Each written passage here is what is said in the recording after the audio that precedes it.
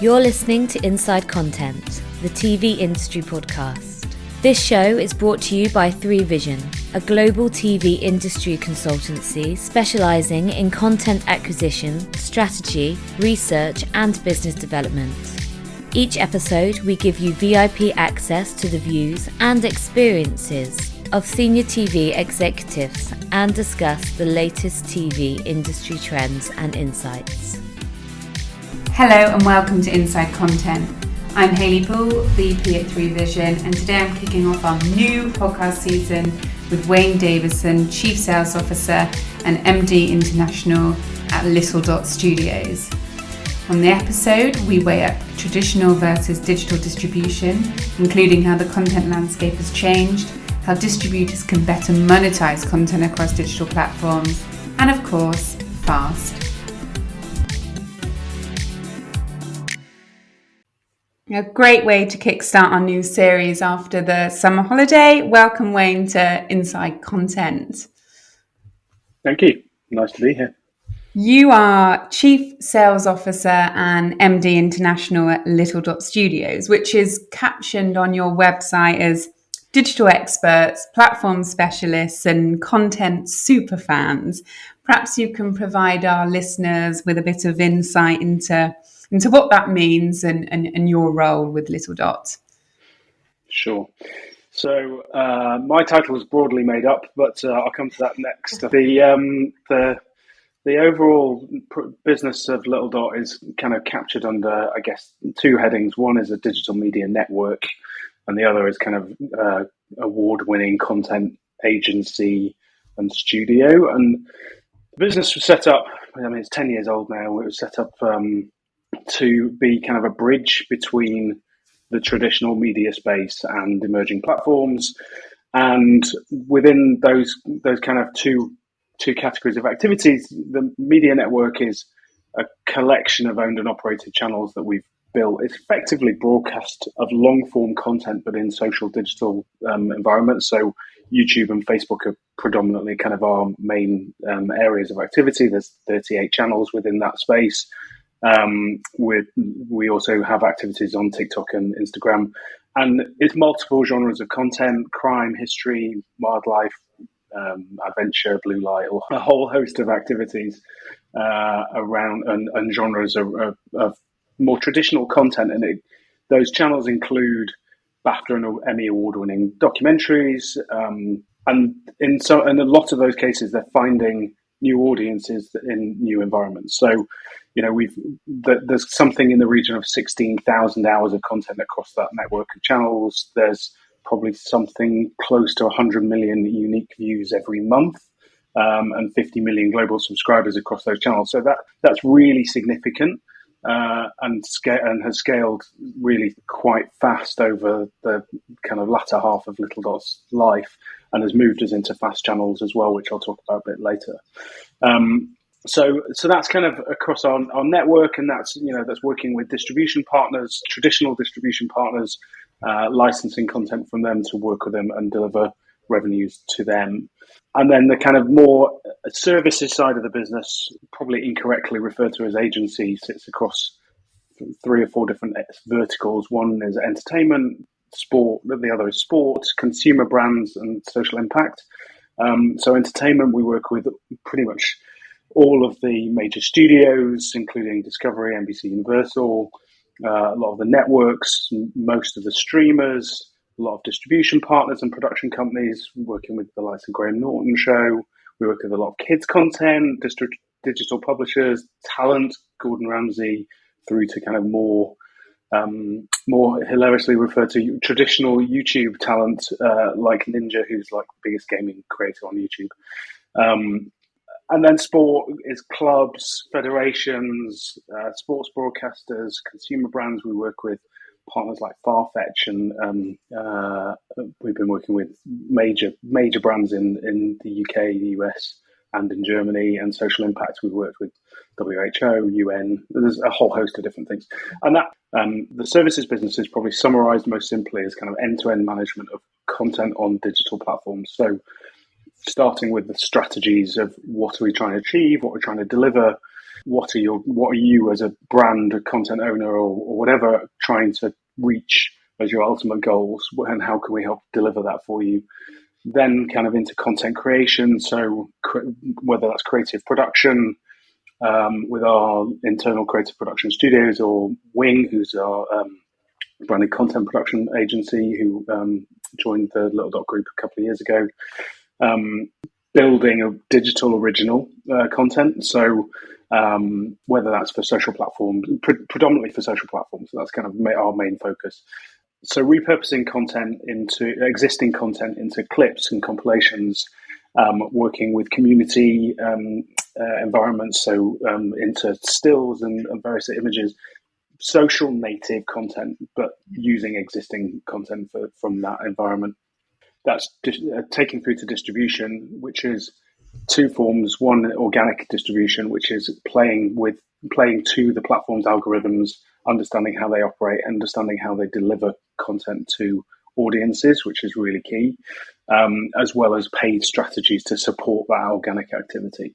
So you've got kind of layers and layers of distribution through to get content in front of the eyeballs of our audiences that we're trying to build. And then monetization off the back of that, that's through the platform's own the platform's own sales activities, as well as our own direct sales teams. So we have our own ad sales teams in different markets as well. As well as a whole host of other things, including digital rights management. We have a whole team working across that on social platforms. We have a data tech and product team who are supporting all of kind of the insights, as well as building new products to help our teams in all of the work that they're doing. And that's kind of the kind of the core of the business, alongside some of the businesses we acquired over the last couple of years, which includes Wing, who I mentioned earlier, who are focused on kind of branded and sport content, for TVC content for partners, including Aston Martin and Google. We acquired History Hit, which is SVOD, Dan Snow's History Hit platform, and who are doing podcasts and 500 plus original documentaries, as well as LocoWise, who we acquired more recently, which is a social media analytics and reporting tool that kind of fits into the broader business. That's quite a bit. Yeah, it is. And there's so much of that I'd like to unpick, and especially the last point which you just chucked in there, which was around data, which of course forms the basis for the whole mechanics of running some of these ad-funded businesses. But we'll get into that later.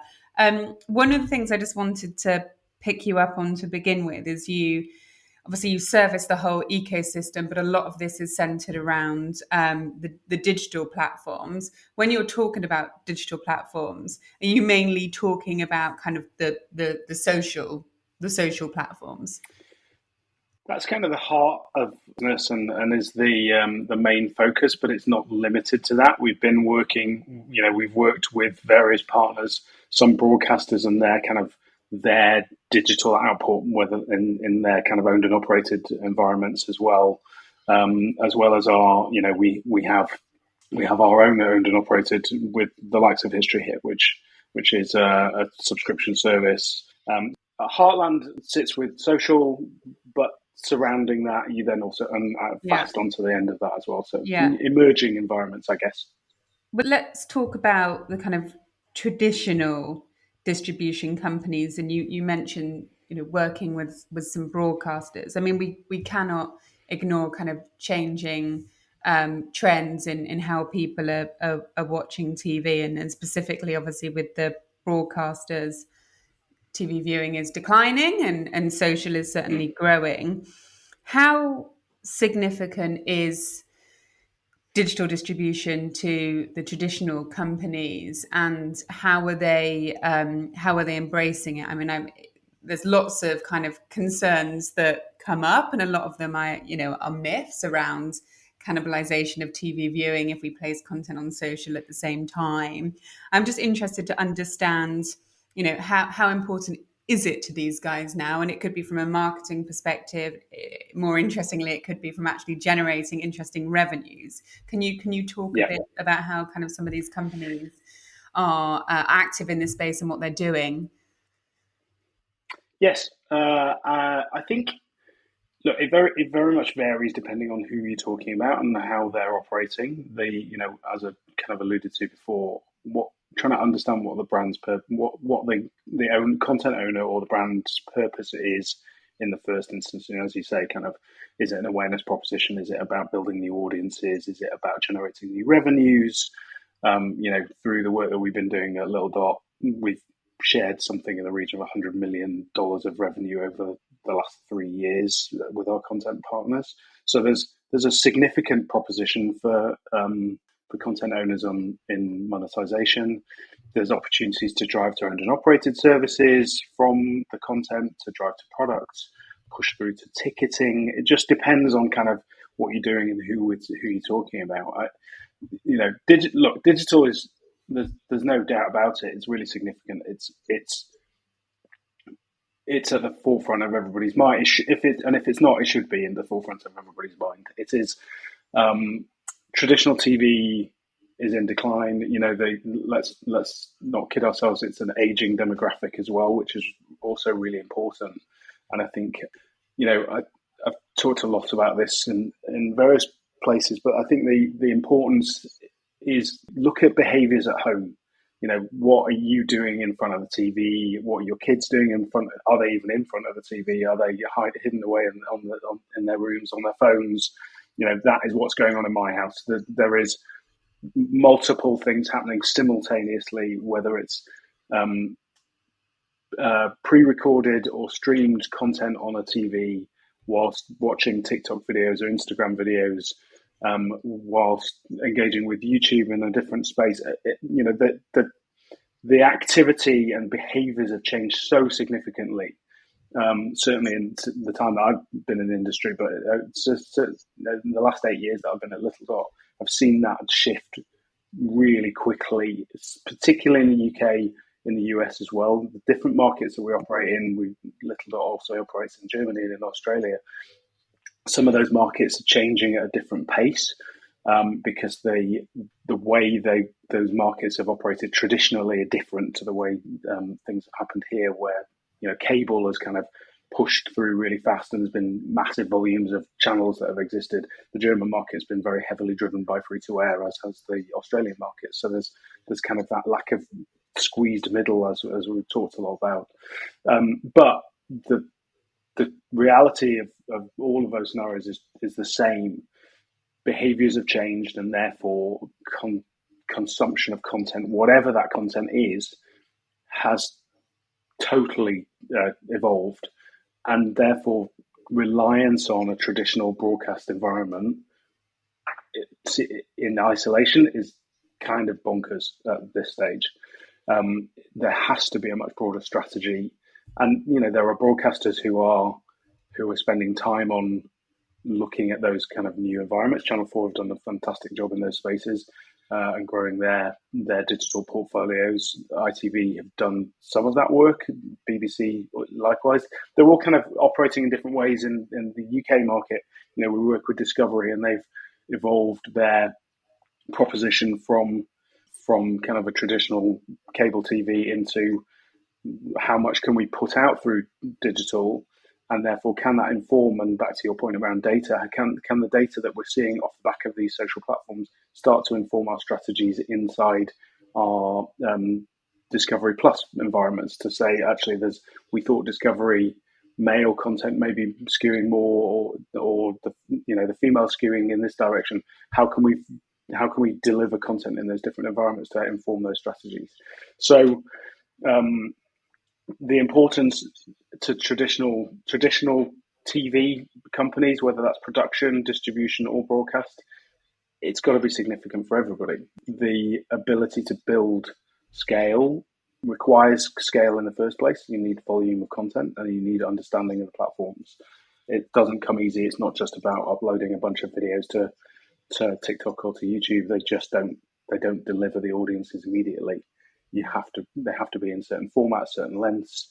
They have to have certain metadata underlying it. There's a whole host of activities that's required to be able to build audiences in these environments. It's not just about pointing somebody somewhere and hoping that they go.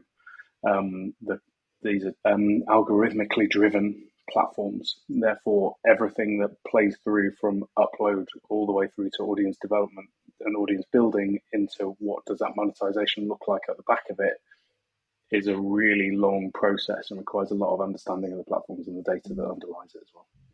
So in your opinion, kind of placing content on TV and social, there doesn't need to be this concern around cannibalization of TV viewing. It can be very complementary, and it's also about kind of finding new audiences as these kind of changing trends in viewing behavior happen. I mean, I think Ofcom released their Media Nations report recently, and they pointed out that kind of 16 to 13-year-olds in the UK watch 30% more content on YouTube than live TV. So you need to be on that platform to reach those demographics, which I guess leads us nicely to talk about YouTube. It's the largest social platform in the UK, I believe.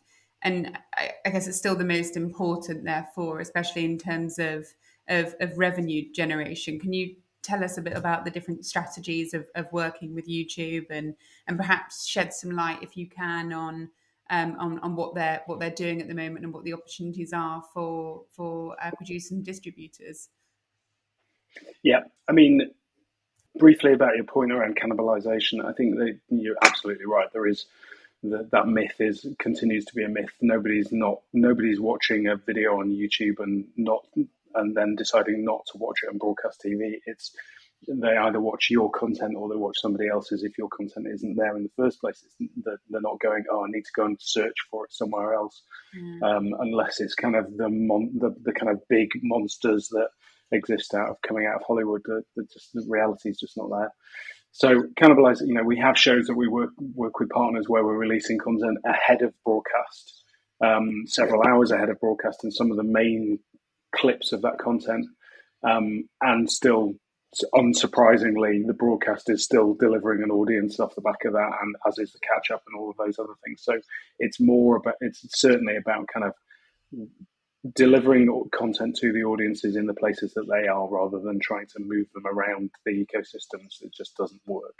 So that's the first point. I guess kind of in terms of talking about YouTube as a whole, it has been our heartland to start the business off. That was the first place where video kind of emerged across social platforms. And, we started with a lot of expertise in that area. What's been very interesting is as the landscape has changed and other platforms have emerged, with the likes of TikTok exploding with vertical video, that has required all of the other platforms to start to move their strategies around and start to provide other formats. So when take you kind of at the beginning, YouTube was a pure video proposition.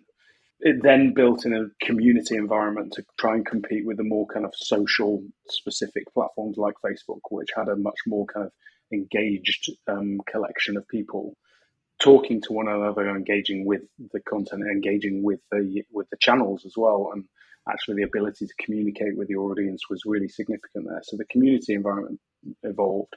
Then Snapchat delivered stories. Everybody moved into stories, and that was kind of vertical stills and a new environment to play. YouTube followed that pattern. Now YouTube Shorts exists off the back of the emergence of TikTok, as have everybody else with their kind of vertical versions of their video platforms, Facebook's Reels, Instagram Reels. So YouTube as a monetization proposition has been fantastic. I think that's definitely the case. It was ahead of everybody. Facebook have definitely emerged with a much more solid proposition over the last couple of years in terms of monetization for video, and consumption of video on Facebook is increased a lot as well. But again, the audiences are different. The demographics are very different. And behaviors are different because with the different surfaces, as they refer to them. So you might be watching on mobile, you might be watching on connected TV. Connected TV audiences are watching long form documentaries, movies. We've got some movies on some of our channels. I was looking the other day that are reaching that are hitting audiences of 65 plus on YouTube on connected TV, of about 50% 65 plus, 50% on connected TV. Now that is completely bonkers compared to what everybody expected YouTube to be doing. Yeah. It's changed its base and has delivered kind of new opportunities for content owners to be able to really reach audiences properly in the way that our content was intended to be reached, as well as sliced and diced into different formats and different kind of best ofs and clips and all of those other things in kind of more closed environment platforms, whether it's mobile or desktop or what have you. But connected TV for YouTube is its fastest growing surface because they've improved the user experience and there is more content being pushed through that environment. But then you've got, on the other end, you've got Shorts, which is 60-second videos in vertical formats. There's a place for traditional content in all of those different environments, and that's where it all starts getting a bit overwhelming, I guess, for a lot of partners that we work with who are just like, I just don't know what to do or where the best place to start is. Half the problem is you do need to try and do as much of this as you can and cover as much of the ground as you can, because even in YouTube alone, the consumption behaviors of Shorts is much younger demographics than it is on connected TV devices. So behaviors are all different just within a single platform.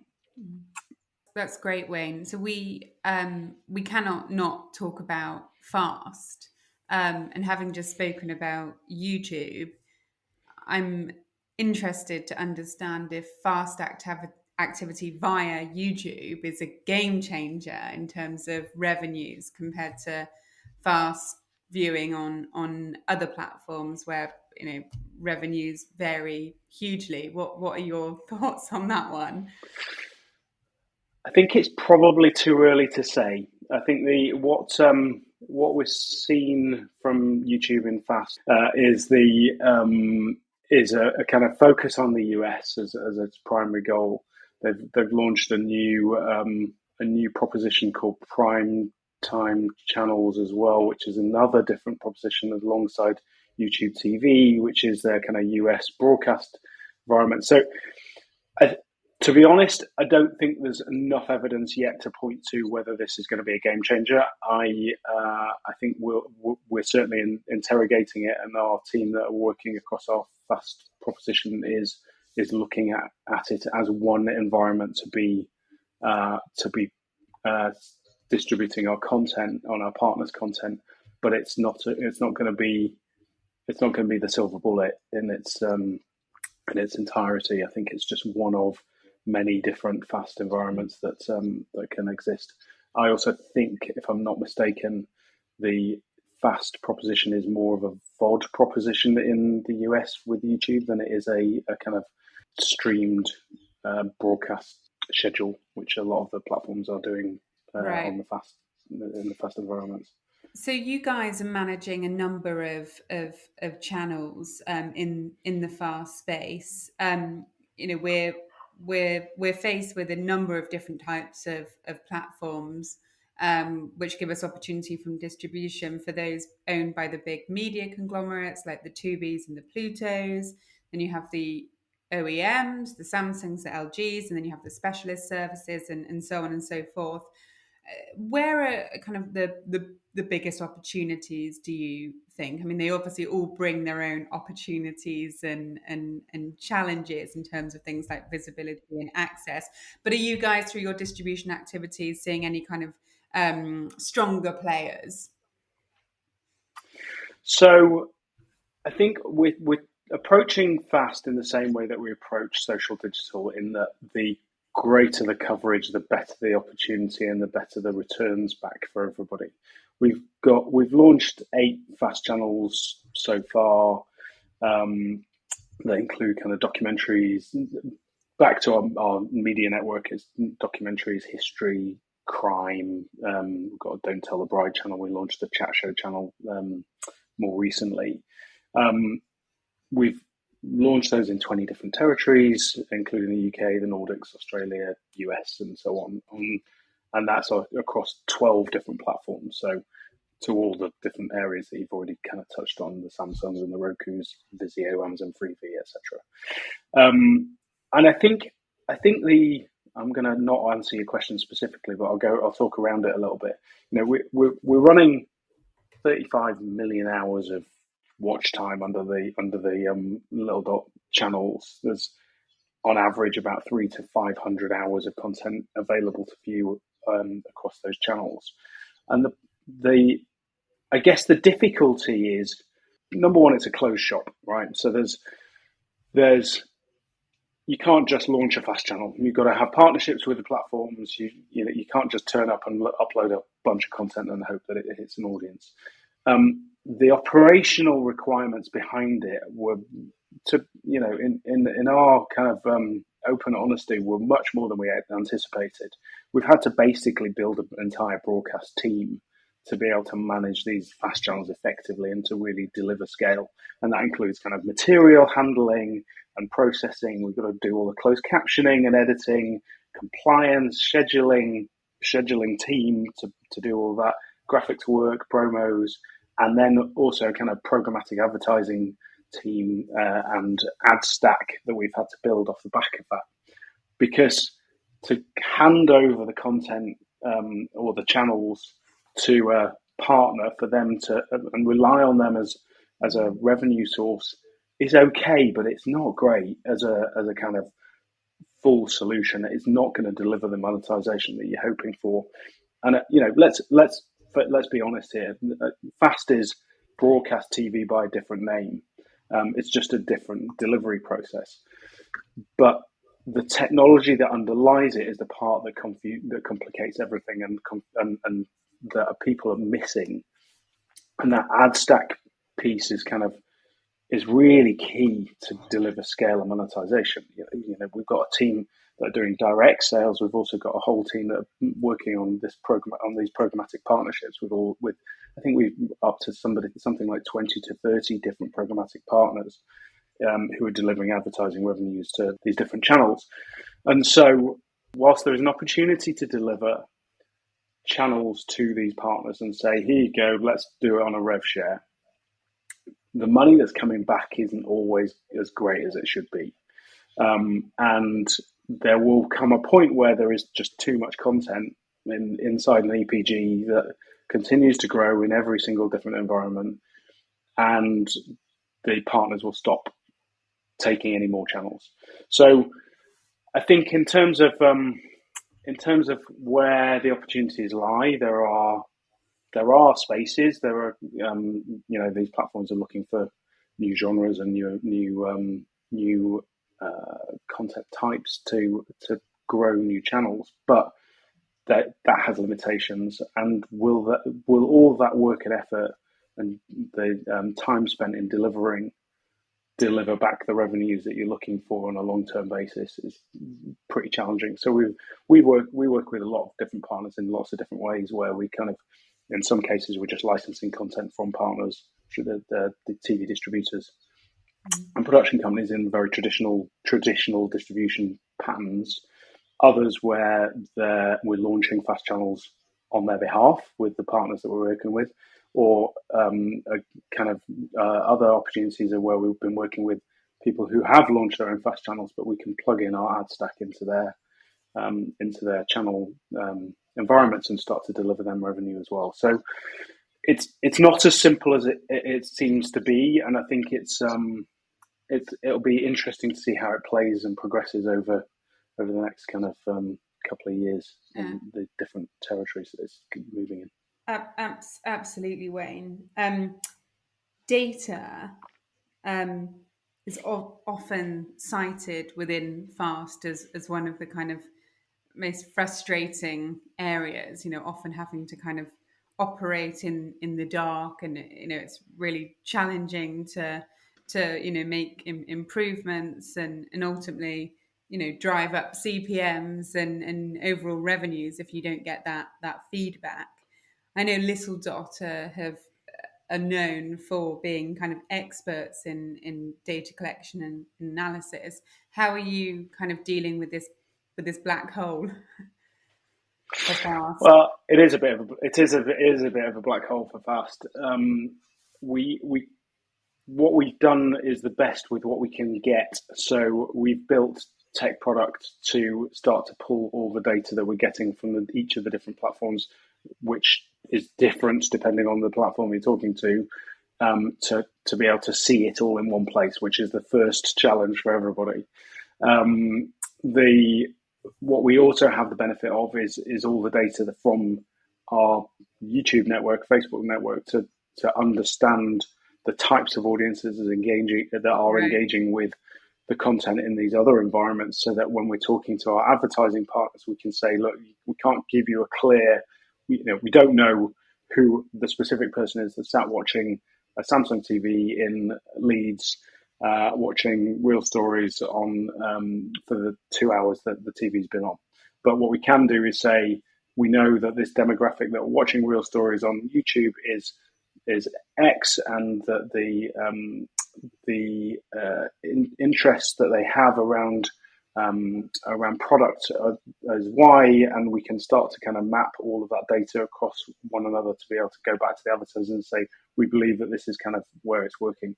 And with my ad sales hat on, that is where we've been working with a lot of our direct sales partners and advertisers to say, and really effectively to run really interesting campaigns for them across our Fast network, as opposed to where we've been traditionally selling in YouTube. So kind of to summarize, the data's relatively poor. What we have, we're making the best of, and we're layering that on with additional data from other sources that we can utilize. Makes sense. Thank you. So we've talked about Fast, which is at the forefront of the industry at the moment. But I'm interested to know what the next big things are for content owners and distributors to take advantage of in the digital space. What are your thoughts? I mean, the getting them to do this part first is a challenge. Whether we haven't seen any emerging platforms yet that we can see setting the world alight. There are changes in each of these different platforms that we're starting to see in terms of the way monetization is being dealt with. So vertical video monetization is starting to emerge from each of the different platforms. We're seeing that from Meta and from YouTube. So there's opportunities to start seeing monetization. It's small, and it's not going to replace the revenue that is disappearing from audiences. We're already seeing a migration of YouTube audiences from traditional 16:9 content into vertical content, and therefore the impact of that potentially is starting to see a decline in ad revenues. Now, that's not definitely happening yet, but it's not being replaced with the vertical ad revenues that we're seeing, because the ad market isn't ready to really understand how these play out in their environments too. So that's kind of evolving and emerging. Obviously, everybody's losing their minds about AI right now, and I believe we'll all be, according to everybody's panic, we'll all be out of jobs. But I genuinely don't believe that.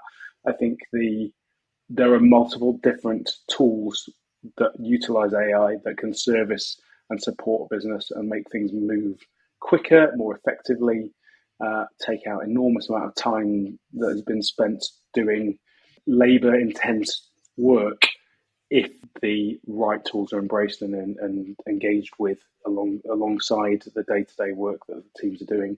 And I think the important thing is there are opportunities for the teams to be doing more interesting things by using those tools to take out the slightly more mundane projects. Do I believe it's going to be creatively replacing our industry? Not for a long time. I think the tools are, a long way from that. But I think it's an interesting environment for people to be playing, and our teams are definitely testing tools out at the moment to see what works, what doesn't work in all of our different markets. Yeah, AI. We can probably spend a couple of other episodes discussing. So yeah, Certainly. I think you will have to leave that one there. But would love to would love to talk to you in more detail about that at another time. But it's been super insightful to have you join us on Inside Content, Wayne, and I hope you'll come back and join us in the not too distant future to see how things have moved on and this space is developing. Always happy to. Thanks for having me. Great. Thanks, Wayne. Thanks for listening to this episode of Inside Content, the TV industry podcast brought to you by 3Vision. With decades of TV industry experience and real-world success, we know the ins and outs of the market like nobody else. To learn more about our TV consultancy services, head to 3vision.tv.